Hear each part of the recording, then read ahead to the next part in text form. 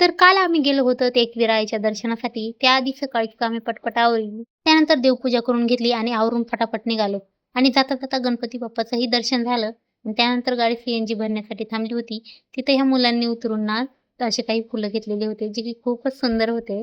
Petrol पंपावर जिथं आम्ही उतरलो होतो ना, तिथं खूप सारे फुलं मुलांनी तोडून आणलेले होते आणि हे असं काही पिऊनही घेतलेलं होतं. आता हे काय आहे माहिती नाही. त्यानंतर तिथूनच हे गुलाबाचे फुलंही काही घेतलेले होते, जे की मी केसामध्ये लावले नंतर. आणि त्यानंतर आम्ही पोहोचलो होतो एकविरायाच्या दर्शनासाठी.